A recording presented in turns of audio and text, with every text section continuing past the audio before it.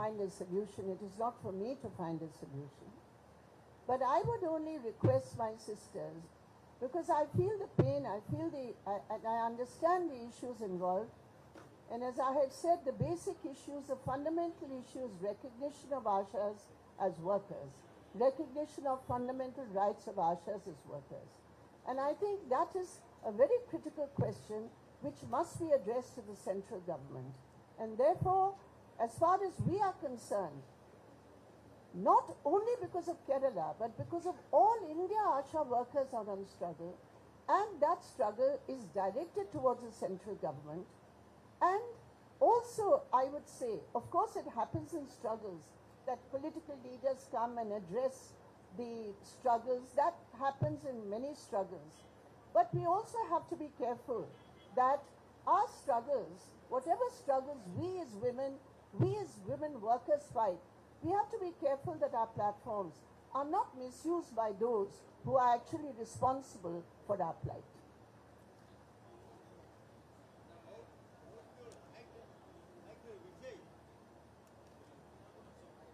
நாளைக்கு press meet நடக்கும், நாளை மறுநாள் நடக்கும், அதுக்கு அடுத்த நாள் நடக்கும் தொடர்ச்சியாக. Unless otherwise it is specifically mentioned, every day it will be between 3 and 3:30 in the evening. ஒன்று நீங்கள் வந்த எல்லாத்துக்கும் என்னுடைய நன்றிகள். சாயங்காலம் அங்கே வந்துடுங்க, அது சீக்கிரமாகவே முடிஞ்சிடும். என்ன சார்? இல்லை முடிச்சிடலாம். நாளைக்கு நிறைய பேர் நாளைக்கு வருவாங்க.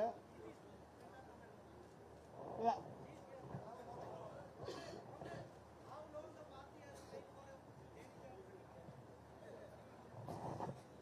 Dear friends, we are requesting all of you, please stay 5 minutes. On behalf of reception committee, a small gift is arranged. Please be here. See, law itself is constitutional. Law itself is constitutional. How can the amendment be unconstitutional? They have sought to mislead India and India's people by peddling lies about what they are actually doing. And at every level, this bill, instead of reforming institutions, if there are any issues in the functioning of an institution, there are always avenues of reform. And those avenues of reform have to be decided in consultation with those involved. But here, the BJP is using a bulldozer against Islam believers and snatching away their constitutional rights. And therefore, I would like to reiterate the CPIM's strong opposition to this, and we will fight this, even though they may use their majority in Parliament to push this. We have to wait to see what happens in the Rajya Sabha. But in any case, we will utilize every fora available to us to fight this assault on the Constitution in the form of the Wakf bill. The second issue also I would like to flag.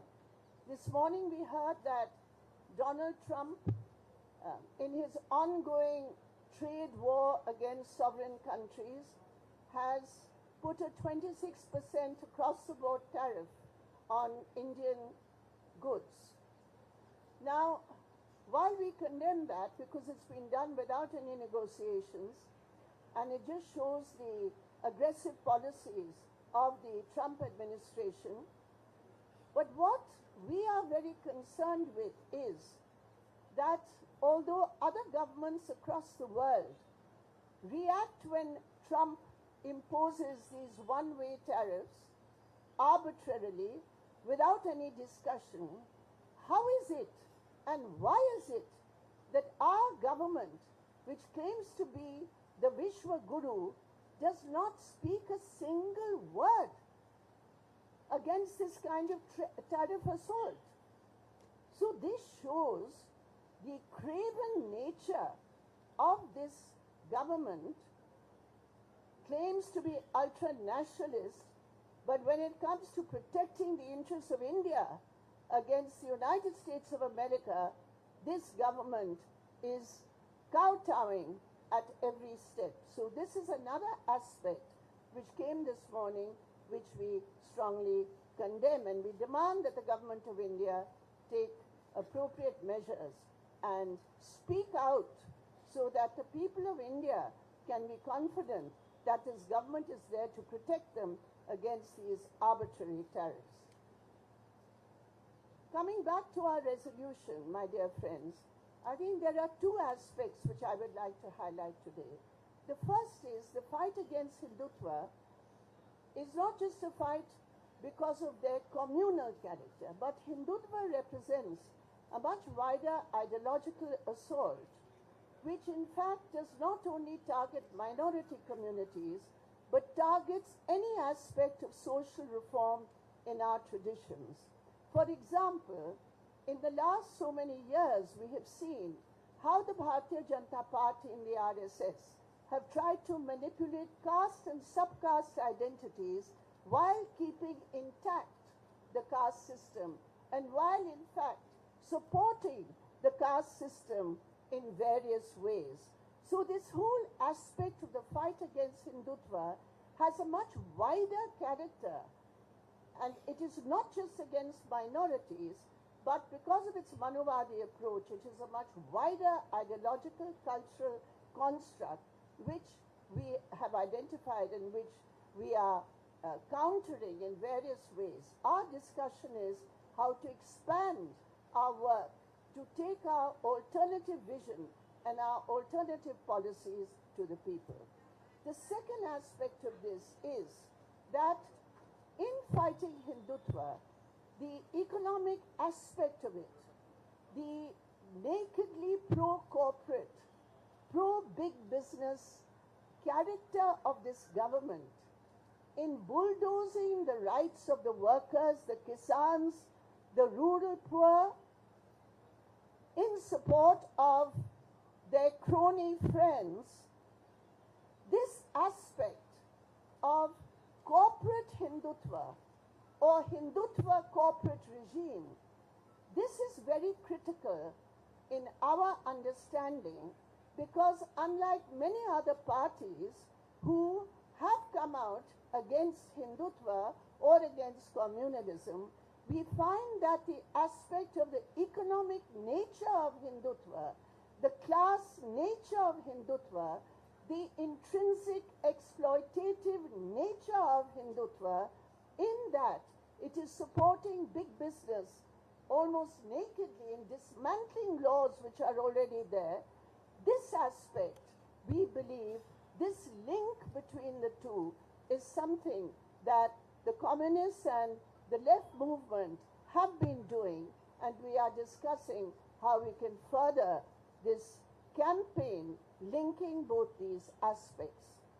The third important point, which I found that many of you have already taken from yesterday's deliberations in the inaugural session, and that is naturally our concern about expanding and building the independent base of our party, particularly in the states of West Bengal and Tripura, where we have suffered a setback, and how to, on the basis of the struggles which we are fighting in both these states, how we can take it forward to a political platform. That is something which is being discussed in the party congress, one of the issues which are being discussed. So all in all, this party congress is a congress, I believe, of renewal, of rejuvenation, and of commitment to take our political line forward on the basis of a self-critical review of our work in the last 3 years. And I would also like to add, as I had said, as we had said yesterday, this Congress has been held at a time of a great sorrow for us, because it has never happened before that in the course of the preparations for a party Congress, we lose our main anchor, our General Secretary, Comrade Sitaram Yechuri. And therefore, how we have been able to, and we haven't been able to, I won't say that we've been able to, but collectively to overcome that very great gap which was there from August, in the middle of our preparations, I think this Congress is a salute also to Comrade Sitaram Yechuri, because so far it is being very, very successfully held. There are very good, healthy, important discussions going on. We have also adopted 2 resolutions. The first resolution adopted is a very important resolution. The central trade unions have given a strike call, an all India general strike call for the 20th of May, and the party Congress has resolved to support the strike. It is against the 4 labor codes. The resolution, which I think will be distributed to you, also mentions the other aspects of anti-worker policies which this Modi government is following. And I myself was shocked to know that even this section 111 of the BNS, which is supposed to be against organized crime, we have got examples of how this section 111, which has been imported from the UAPA, how this section is being used against our trade union leaders. We have 3 examples, 2 from Uttar Pradesh and 1 from J&K, where this section has been utilized against trade union leaders and against collective bargaining rights granted to us by the Constitution of India. So I think this strike call is a very, very important call, and the CPIM supports it. The second resolution, it was introduced by the trade union leader and president of our CITU, Dr. Hemlata, and supported by Omyo Patra, our agricultural workers union leader from Bengal. And the second resolution, another very important resolution, is about the assault of Hindutva and the recent communal incidents which have occurred. And that resolution was moved by, P. Rajiv, Industries Minister from Kerala, and it was seconded by Madhu Garg, our leader from Uttar Pradesh. We have also, we have a tradition of going through the pre-Congress amendments and putting them for vote, because during the party Congress also we get lots of amendments to our resolution. So the pre-Congress amendment report was also placed, and we have accepted 133 of the amendments which were placed. I think that's what we have to say. Anything else left out? And as you know, today we have a very important seminar. You're all invited to the seminar. It's on the assault on federalism and center-state relations, and it will be attended by the Chief Minister of Tamil Nadu and the Higher Education Minister from Karnataka, and of course the Chief Minister of Kerala will be there.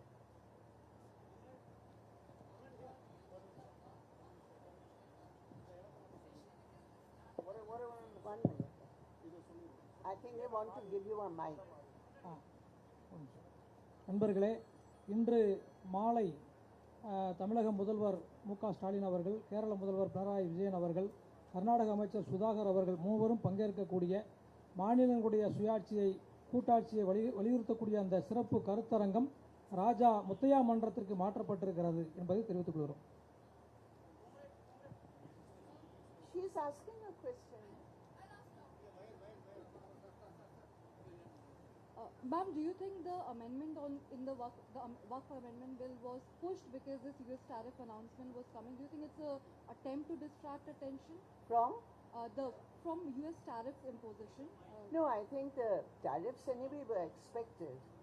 So I think this Wakf amendment bill has been planned for quite some time. The issue here is why they brought it in the fag end of the session and just to push it through, and hoping that all the MPs will not be present. So this is a planned attack by the Bharatiya Janata Party RSS. They're 2 separate issues. I mean, it may have coincided that they would like to use the benefit of what they have done to divert attention from the tariffs. Certainly, that could be one. But I think the plan of the Wakf bill has been there. And the fact that they decided to bring it in at the last fag end of the session shows their desperation to once again polarize India on these grounds. Priyanka Gandhi didn't come and vote against the bill. So how do you react to that? I think you'll have to ask Priyanka Gandhi. How would I react to that? She didn't come. She didn't come. It's for everybody. It's her constituents to see that she was not there at such an important time for her own constituents. And it's for her to answer. Comrade, in the inaugural address by Comrade Karat yesterday, he mentioned the attacks on Muslims, but there was no mention on the persecution of Christians in India, number one. And number two, how do you react to the stand taken by the certain Catholic denominations in Kerala in support of the Wakf bill? Perhaps in this speech it may or may not have been there, but as far as the atrocities on the Christian community is concerned, it is very much there in our political resolution, and we have got the updated figures also of the atrocities on Christians. And the other aspect that I would like to draw your attention to, apart from the atrocities which have already occurred and which have been registered and which we have strongly condemned, what is happening is today among the most marginalized communities who believe that they have the right to convert if they so wish. Today, under the Bharatiya Janata Party governments, the right to convert is being totally criminalized. It has now become a criminal act if anybody wants to convert from one religion to another religion. And I know, because I work among Adivasis in many areas of Jharkhand, of Madhya Pradesh, of Chhattisgarh, and many other North Indian states. And I was deeply, deeply concerned and disturbed that it has reached this level that a Christian Adivasi cannot bury their dead in their own private land, in a village. And unfortunately, when that Christian Adivasi came to the Supreme Court for succor, it is most disturbing that although it was a split judgment of the Supreme Court on this, ultimately they made it a law and order issue and said immediately you can go and bury in a Christian graveyard. So what is happening? Our whole point is precisely this, that when we talk about minorities, it is not just the Muslim minority under attack. Minorities in India are all under attack by a government which believes that in India the only nationalist has to be a nationalist which goes by their interpretation of what the Hindu religion is. So we are very clear about that. About the Catholic bishop's stand in Kerala, we have seen that stand. We don't agree with that stand. If there are any genuine issues, as there are in Ernakulam, for example, there are ways that those issues can be resolved, can be solved, rather than bringing a bill, bringing a law which bulldozes the Constitution of India and the right to freedom of choice and the right for protection of religious rights. Comrade here. Comrade, on what reason you have decided to review the political tactical line of the party? I am asking this because in the last Lok Sabha election, to some extent, India Bloc was able to counter the BJP at the center. We have in fact made a very categorical statement in our resolution that undoubtedly the coming together of a wide range of secular parties on the India platform was a most important reason for the BJP losing so many seats in Parliament. I think there may be a misunderstanding about the communist review of our work. This is a normal practice that when we come to a party congress, we look back at the last 3 years as to how we implemented the last political tactical line that we took, including the period where the Lok Sabha elections were held, whether it was right, whether it was wrong, whether there were weaknesses in our implementation. We review that, and on the basis of that review, we take it forward. As far as the understanding of the BJP and RS is concerned, there is absolutely no issue here. We are all strongly united on the fight against the BJP and the RSS. There are no ifs and buts on this. As far as the India platform is concerned, we are very clear that to defeat the BJP and RSS, a wider platform of secular parties is extremely necessary. At that time of the India platform, it was for the Lok Sabha elections. Since the Lok Sabha elections have been over, there have been various state assembly elections. In some assembly elections where there were already pre-existing alliances, as for example the MVA in Maharashtra, naturally we supported that alliance and we were part of that alliance. In Congress, where two partners of the India bloc, the Congress and the AAP, could not come to any seat-sharing arrangement, our party decided, we fought 2 seats, but we decided in all the other seats we will be supporting the AAP because we believed that that was a force in Delhi which could best defeat the BJP RSS. So as far as the CPIM is concerned, we are very clear as to what our direction is, and certainly whether it's India platform as it exists today, how they rejuvenate it, how they come together again, we are very much part of the understanding that a strong united platform is very much required to defeat and isolate the BJP RSS. And we also would add a point here which I would like to emphasize, that in doing so we have to ensure that the independent base of our party, the independent appeal of our party, because as I said, we have an understanding that Hindutva and corporate Hindutva has to be fought together. Some other parties may or may not agree with it. As long as we agree on the basic issue, we are certainly very much part of it. And we have to have our own independent platforms, our own independent movements, so as to be able to defend the interests of the laboring classes of India. Comrade, we heard that some of the delegates appreciated Kerala government in the discussion session. Will you please explain that? We are going to adopt a resolution on the LDF government. Let that resolution come, and then some more details can be made available to you.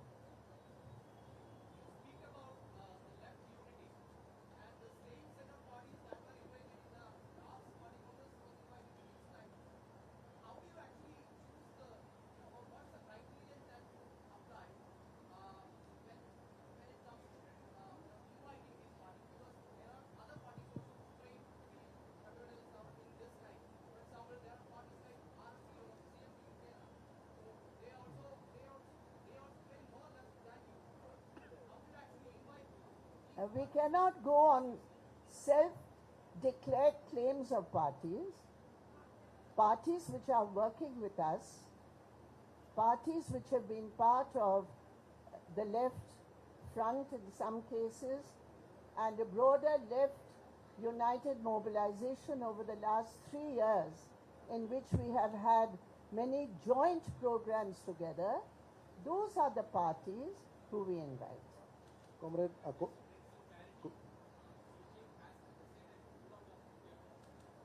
where does the question arise?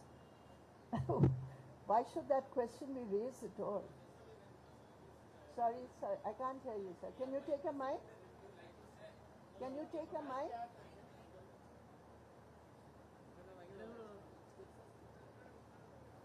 Our political resolution, I think, is a public document now, no? It's a public document. You can have a look at it. You said, while ensuring that the CPM's independent strength is maintained, we should not sacrifice our strength for other parties in the India bloc. Does that mean that CPM will continue to be part of the India bloc? No, that exact formulation is not exactly in that way. I don't think we have ever sacrificed our base whenever we have united movements, but certainly we have to be very clear that the independent strength of the party is not just a flexing of muscles, but it is because of a political understanding, an alternative understanding that we have, to which we are duty bound to our own party program to take to the people. It is on that issue that there are certain issues on which we can never compromise.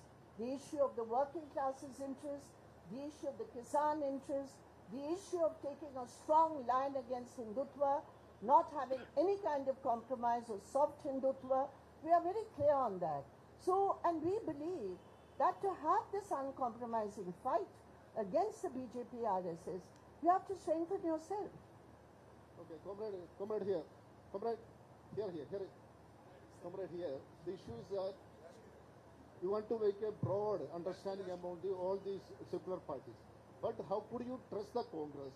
One hand, they are either directly or indirectly making some adjustment with the BJP. At the same time, they are also making understanding with the communal forces like Jamaat Islami, STPA, etc. Then how could you trust this Congress? So we have our own assessment of the Congress party, and we have a paragraph on different political parties and our understanding of them. And in that section on the Congress, we have not used the words which you have used. That is not our assessment.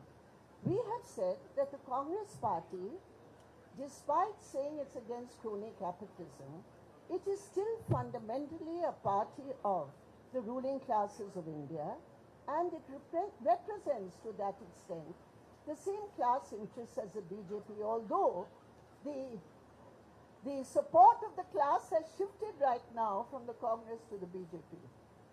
That is the way we look at it. We have also said that it's also true that the Congress perhaps is not playing the role it can play, being the largest party.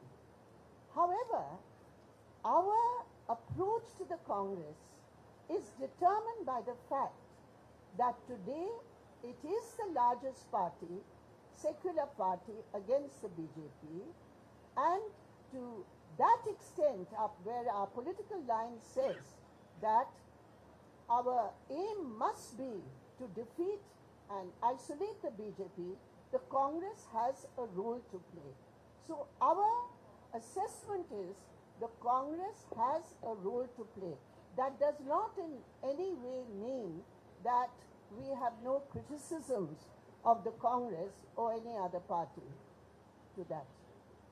And where the Congress is directly in confrontation with us, in any states where the Congress is directly in confrontation with us, or any other partner in the India bloc who is directly in confrontation with us, there is absolutely no doubt about it that we will fight them, because we believe that that is a way that we can defeat and isolate the BJP.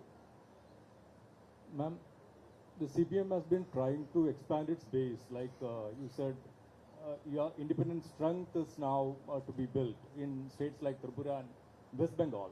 But paradoxically, in Kerala, where the party may be organizationally strong, you are facing a political opposition increasingly, especially from the BJP.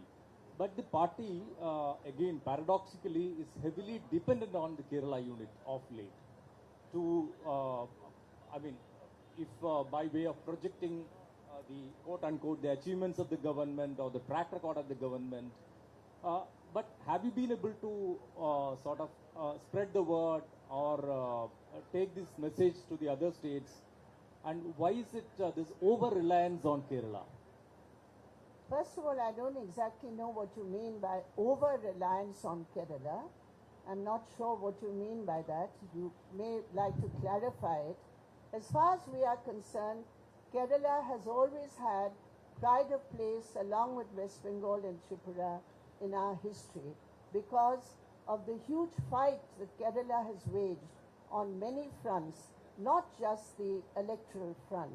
And therefore for us, the Kerala LDF and the Kerala LDF government is undoubtedly a model at a time when government after government are being bulldozed into accepting the BJP's one-party dictatorship. In Kerala, we have been able to withstand their entire attack on us. And in that attack, the reality is that instead of helping or supporting the forces who are fighting the BJP RSS, there are certain secular parties who call themselves secular in Kerala who are helping the BJP there. So I think this term over-reliance is not a correct term. We do not accept that term. We are proud of Kerala. Comrade, according to CPIM, Pinarayi government is doing well in Kerala. But did you able to make it more public or more popularized in other states of the country? Because many of the comrades, they are not aware totally about the government. I think we have been able to project the record of the Kerala government, and what we have done, more than that, the Government of India Statistics has done, because on all the major statistics of social indicators of the progress of Kerala in the last 5 years or 6 years, it is the Government of India statistics which are showing that on health, on education, on minimum wages, on anti-corruption, and on communal harmony, the Kerala government's every index is higher than every other state in India. So we, of course, with our own sense of pride in what the Kerala government is doing, despite all the attacks on it, the fiscal attacks on it, assault on its rights, Government of India cannot get away from the reality that the government they hate the most is a government which is doing best.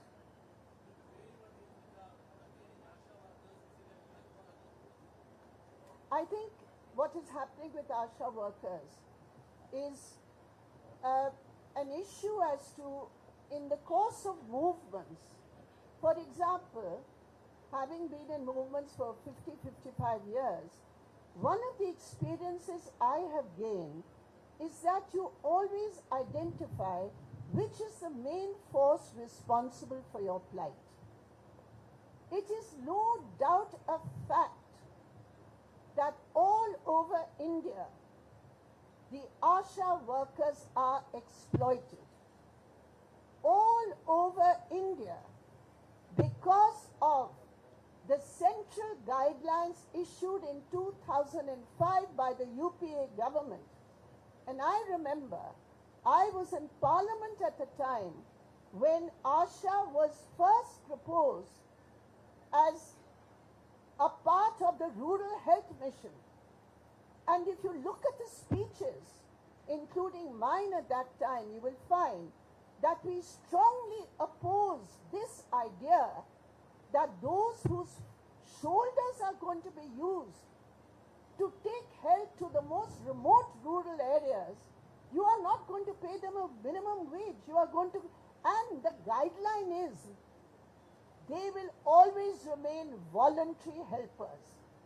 That is a central guideline which remains still today. I believe that the struggle of Asha workers, not only in Kerala, but all over India, as an issue which directly affects the policies and is a result of the policies of the central government. And I would say to my sisters in Kerala, we are 100% with the demands for the Asha workers to be recognized as government employees, as regular workers, for which not once, not twice, but we are constantly raising our voice in Delhi. Madam, you mentioned about Adivasis. Actually, in Adivasi areas, tariff program, fear is there.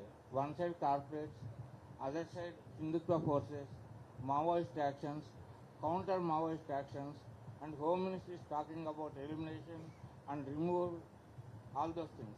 How do you see all these things? I think there is a virtual war